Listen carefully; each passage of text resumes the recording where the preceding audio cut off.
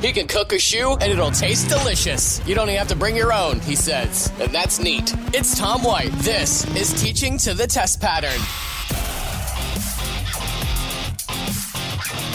Hey, buddy, welcome to Teaching to the Test Pattern. I'm Tom White, your host, and on today's episode, man, I'm so blessed to have this guy in my life.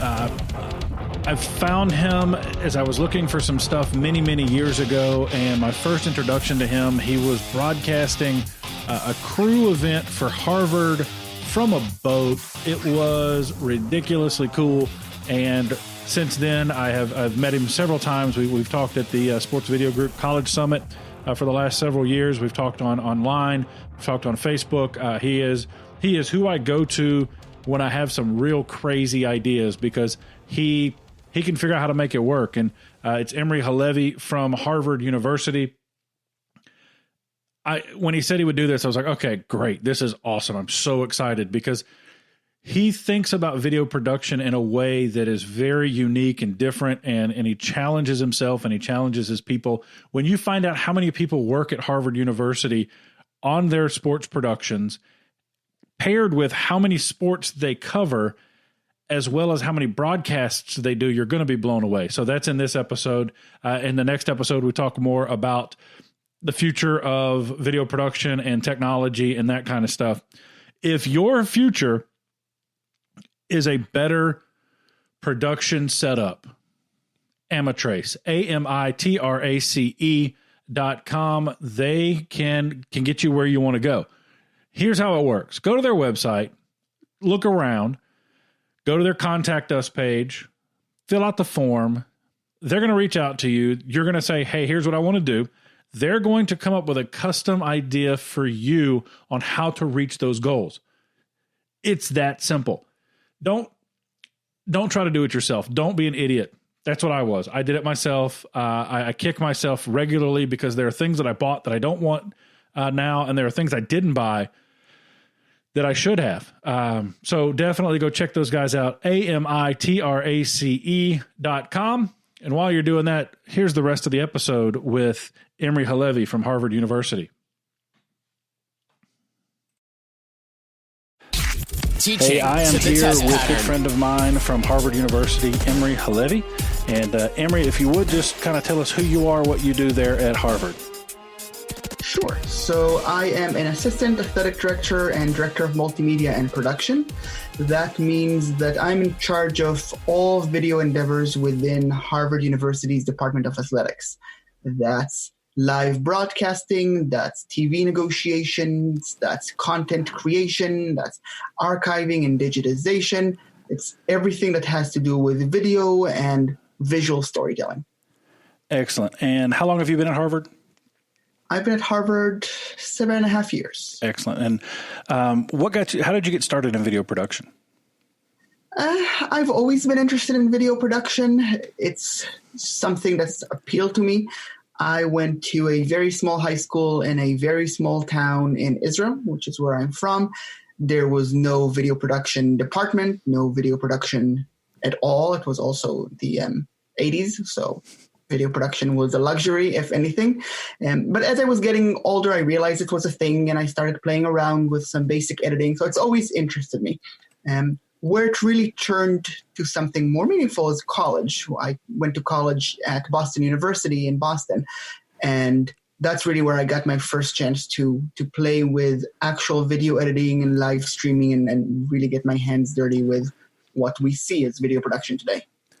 And is that how you ended up at Harvard in your role, or did you stop somewhere between college and there? Stopped somewhere in between. At BU, I was a student and a student worker.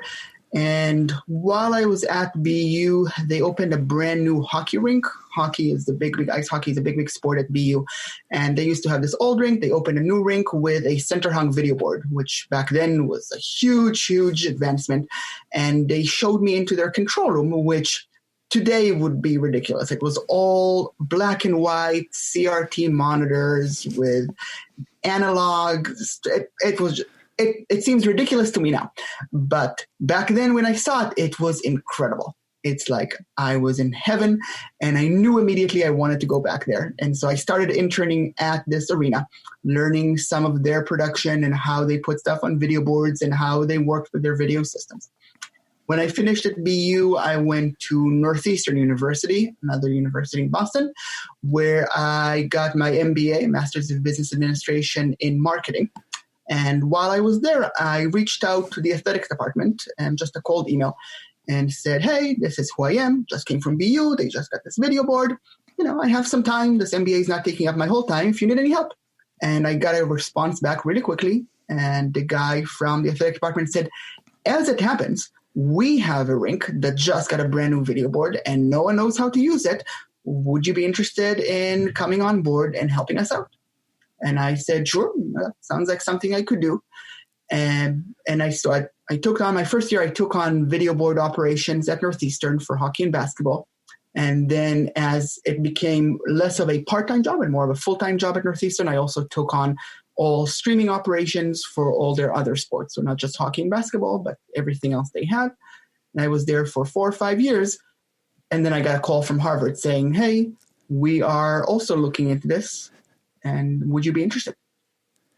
Excellent. And one of the things about what you do there is the number of sports and the number of events a year. How many sports do you cover and the number of events do you do? In a normal year, which this is not a normal year, so let's talk about a random average year. We have 42 teams, 42 Division I teams, which is the largest Division I department in the country. And we broadcast over 300 games a year. That's from football, basketball, hockey, lacrosse, the big sports that you would imagine everywhere, to rowing and fencing and water polo. And we did skiing this year, and we were planning to do sailing before this happened, and track and all these other sports that you hear of when the Olympics come around, but you don't really think of them as regular sports in a college environment. And one of my first introduction to you was actually one of your crewing broadcasts where you figured out how to live stream from a boat. Yeah. That was when I was like, okay, I got to just keep an eye on what he's doing. What is a normal day for you? Pre-COVID. We'll get to currently in a minute. It's like jumping on our bed. But so typically the day is split into two. I have a team right now. If we were in the office, I have 1 full-time assistant and 3 full-time interns who are with us on 10-month rotations. And our job number 1 is live broadcasting. And so we come in the morning and we see which live broadcast we have to plan for. We never start worrying about a broadcast the day it happens. That's way too late. If it's Monday and we have live broadcast scheduled for Friday and Saturday, that's great. That means we're on schedule. We can spend Monday, Tuesday, Wednesday, and Thursday planning for all the games we have Friday and Saturday. And typically during the season, those are many, 10, 12, 15 games.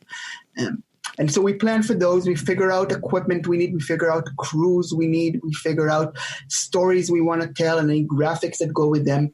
Nothing necessarily is done on Monday. It's the starting of the planning and the thinking through so that we can actually work on things throughout the week. And then we have content creation. We also tell stories. Our mission is twofold for Harvard, is telling our story and preserving our history. Since Harvard was established in 1636, there's lots of history to preserve. And so besides live games, we also interview coaches and athletes, and we digitize old films, and we do virtual facility tours, and we come up with all these ideas to explain to people why we're different and why we're special, which is, each university, each college, each organization has an image of themselves in their mind, what makes them different than everyone else. And that's their sales pitch. That's what they're trying to sell to people. And for us, it's our history and our connection between the academic world and the athletic world, and how our students are students first and athletes second. And that's a story we want to tell.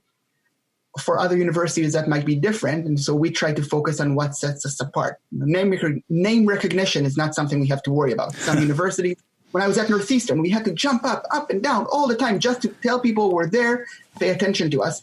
That's not the case at Harvard. They know we're there. And so we have to tell people what makes us special, and that's our job. Got you. And Obviously, COVID puts a big damper on that. What's your normal now? I mean, we were talking before we were recording about what it is at home, but what's yours now? So live productions are obviously not happening. There are no live games. My team is still around. No one is on campus, but my full-time assistant and the 3 interns are all working from home, and I'm working from home. And so on the feature content creation side, nothing has changed. We still have lots of videos and a big backlog of videos we never got to. And so we're constantly working on those, telling stories and interviewing students and coaches, not with our fancy DSLRs and lights and mics, just through Zoom now. But the stories remain the same. The content remains the same. And then we're trying to figure out how we can still use live-ish content in this context and make it in a way that makes sense for our coaches and our student athletes. And so we've been re-airing some old games. And we re-aired an old football game from 2016 or 14, and an old men's volleyball game, an old crew race. And this Thursday, we're re-airing an old men's basketball game. These are games that our coaches have identified to be significant from their history. And so we're not obviously doing a big production. We're taking the existing production and we're streaming it to Twitter or to Facebook or to YouTube so that people can enjoy it and have that appointment scheduling, again, appointment programming where they can all gather together and watch something at the same time and talk about it.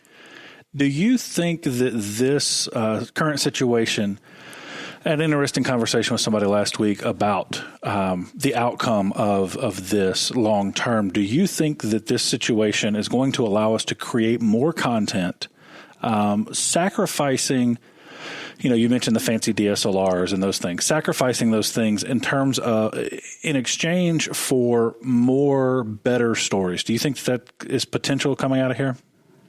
I think there's potential. I think what we're going to see first is a big, big, big push to go back to normal. That's what's pulling everyone back. No one wants to think of a new normal. Everybody says this is a pause. I accept it however long it takes, but then we have to go back to normal. But that's really not realistic.